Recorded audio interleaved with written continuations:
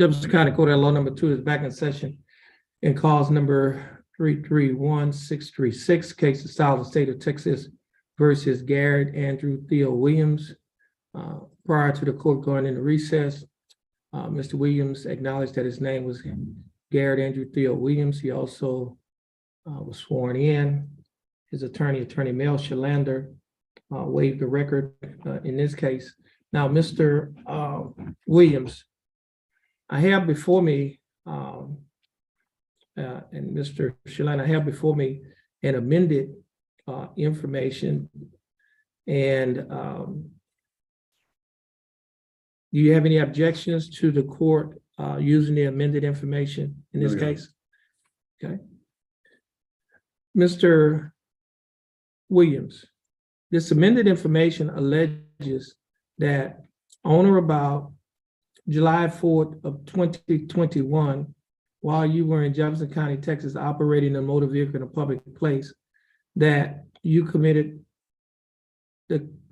while you are operating a motor vehicle in a public place in Jefferson County, Texas, that you committed the Class A misdemeanor offense of driving while intoxicated. Second, this information further alleges that prior to the commission of this offense by you, Garrett Andrew Theo Williams, that on November 17th of 2010 in the Criminal District Court of Jefferson County, Texas, in clause number 10-9480, and you were convicted of the state jail felony offense of driving while intoxicated with a child passenger, and that conviction became final prior to the commission of this offense. Is that true or not true? Is it true? Now, to the offense of driving while intoxicated, second, how do you plead? Guilty, not guilty, or no contest? Now, are you pleading no contest freely and voluntarily? And are you pleading no contest because you do not wish to fight or contest the charges? Mr. Williams, I also have before me a document that is titled Misdemeanor Plea Admonishment. Do you recognize this document? On page 2 of this same document, Mr. Williams, there are a set of initials, GW, that are on a line next to a box that says check nolo contendere, which means no contest. Did you place your initials on this document? On page 3 of this same document, there's a signature above the line that is titled Defendant. Mr. Williams, is this your signature? On the next document that's titled Trial Court Certification of Defendant's Right of Appeal, do you recognize this document? And is this your signature on the line that's titled Defendant? There are 2 boxes that's checked at the top of this document. The first box that's checked states that this is a plea bargain case and you have no right of appeal. Do you understand that? The second box that's checked states that you're waiving your right to an appeal, which means you're giving up your right to an appeal. Do you understand that? We have the discovery certification.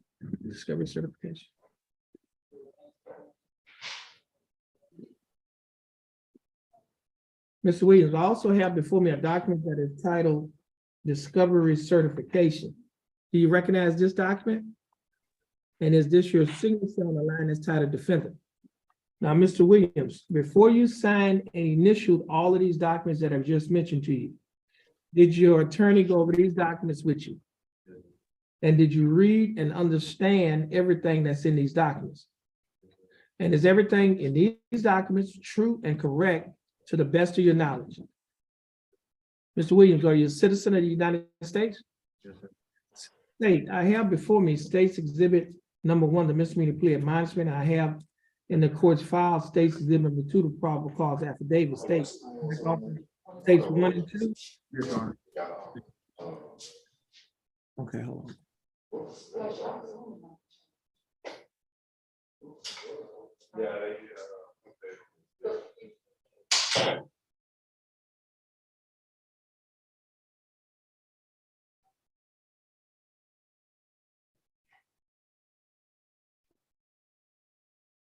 State's Exhibits 1 and 2 are admitted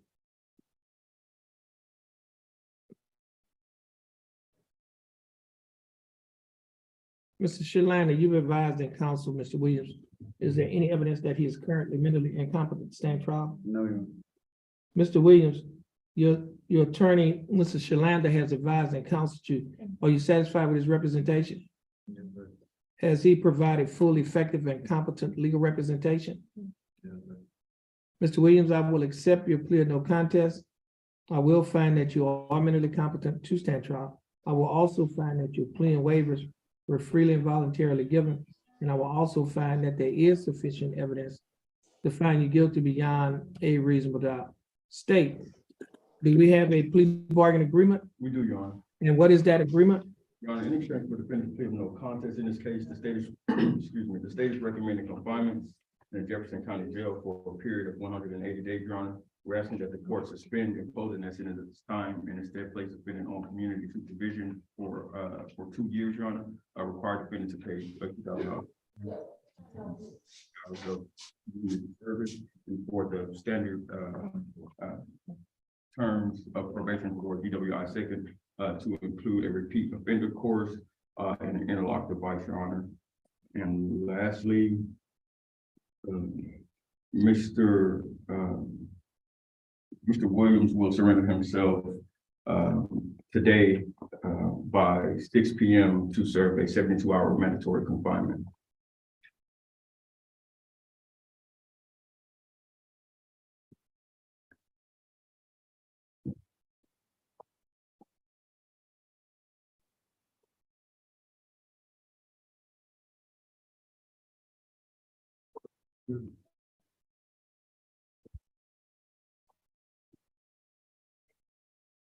Okay, Mr. Williams, the state is offering that you serve 180 days in jail. However, this 180 days will be probated for a period of 2 years. That means that you'll be on probation for 2 years. During the 2-year probationary period, you'll be required to pay a fine of $2,000 plus court costs of $417, which comes to a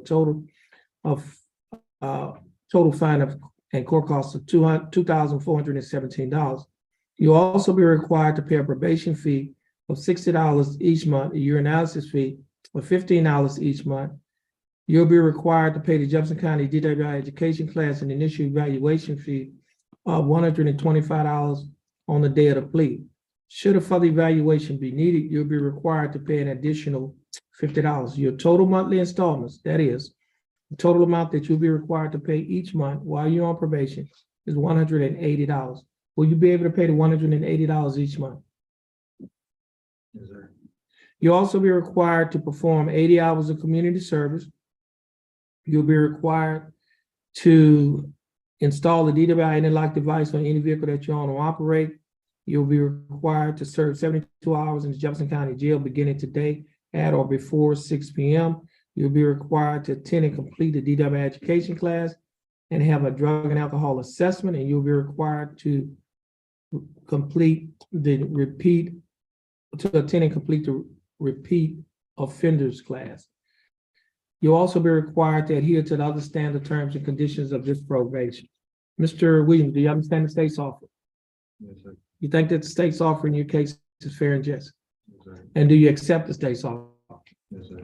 Okay, Mr. Williams, I'll follow the plea bargain agreement that you have entered into with the state.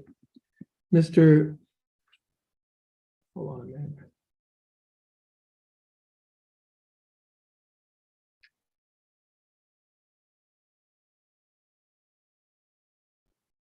Okay, I'm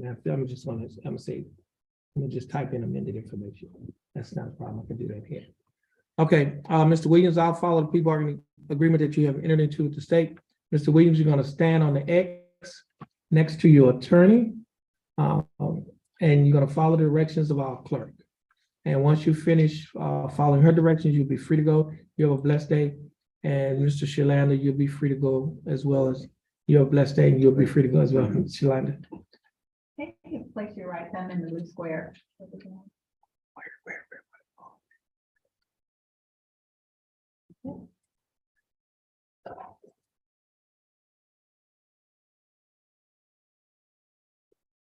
You'll sign that black box right there in front of you. You won't be able to see it.